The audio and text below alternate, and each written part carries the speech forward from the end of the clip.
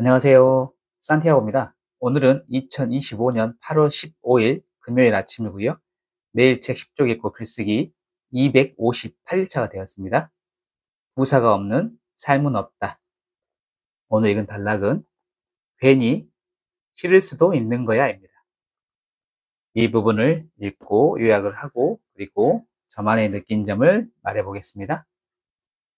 먼저 이 부분 요약을 해 볼게요. 인생을 유쾌하고 긍정적으로 살아가는 사람들이 있다. 진지하지만 무거워지지 않고 슬프지만 어두워지지 않으며 재미있지만 가벼워지지 않는 사람. 그런 사람이 지닌 삶의 태도를 본받고 싶다. 사람들은 자주 한쪽 면만을 바라보고 산다. 주로 주는 것보다는 받는 것에 신경이 곤두서고 칭찬보다는 비난에 예민해지는 것이다.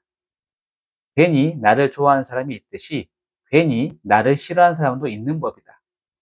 그러니 결국 손해보는 것이 없다고 생각하고 퉁쳐버리면 그만인 것이다. 사실 좋거나 싫은 감정에는 논리적인 이유를 대기 어려울 때가 많다.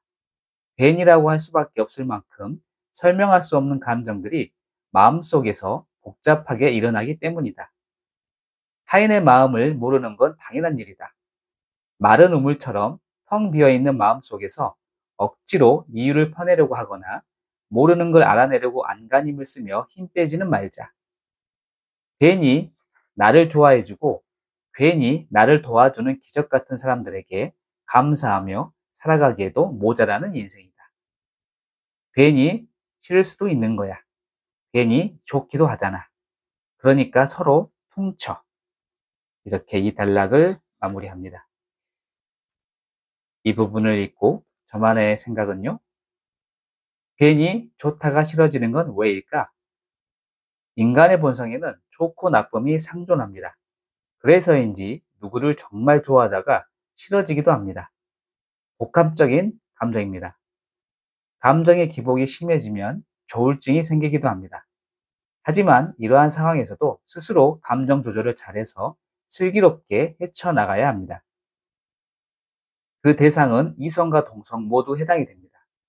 이성과 연애 시절에는 모든 게 좋아 보입니다. 단점을 찾을 수가 없습니다. 그러다 결혼이라는 테두리에서 함께 지내면 단점이 하나씩 보이기도 합니다. 이때 단점들을 들추다 보면 서로 간에 금이 가기 마련입니다. 하지만 단점보다 장점을 더 크게 보려고 하면 문제는 해결이 되기도 합니다. 어쩌면 결혼은 이해와 배려 두 단어가 전부인 듯 합니다. 동성과의 관계도 그렇습니다. 우리는 살아가면서 수많은 동성들과 관계를 맺습니다. 학창시절부터 직장생활까지 나와 맞는 사람들과 친하게 지냅니다. 하지만 어떠한 이유로 다툼이 발생해 관계가 멀어지기도 합니다. 문제는 본인의 생각입니다. 좋은 사람이라고 생각이 들면 계속 관계를 이어갈 것이고 아니면 멀어지는 게 당연합니다. 굳이 관계를 이어가려고 발버둥 칠 필요가 없습니다. 무더운 여름이 지나면 선선한 가을이 찾아옵니다. 아무리 더운 날도 지나고 나면 시원해지는 것입니다. 때가 되면 계절이 바뀌는 것처럼 인간관계에서도 좋고 나쁨이 있음을 받아들여야 합니다. 나와 맞지 않는다고 나쁨을 들추기만 한다면 오히려 나만 힘들어집니다. 오히려 서로의 좋음을 더 보려고 하면 관계는 호전될 것입니다. 최근 블로그 이웃들이 늘어나면서 나에게 좋음을 전하는 이웃들이 늘어나고 있습니다. 그래서 친한 이웃들을 블로그에 방문하여 나도 좋음을 전하고 있습니다. 그러다 한 번씩 서로의 글을 비교하면서 좋다가 싫어질 때가 있습니다. 처음엔 감정 조절이 안 되다가 지금은 그 자체로 받아들입니다. 물 흐르듯이 말입니다. 이러한 감정도 시간이 지나면 자연스러워질 것이라고 생각을 합니다. 괜히 좋다가 싫어지더라도 자연스럽게 받아들이자. 이렇게 저만의 글쓰기를 해봤고요. 괜히 싫을 수도 있는 거야 라는 주제로 오늘 이야기를 했는데요. 어찌 보면 인간관계가 싫을 수도 있고 좋기도 하기 때문에 서로 퉁치자는 이야기를 소희 작가님께서 하였습니다. 여러분은 어떻게 생각하시는지 한번 고민해 보시고 괜히라는 부사를 넣고 본인의 생각을 한번 써보는 시간도 가져봤으면 좋겠습니다. 오늘 광복절인데요.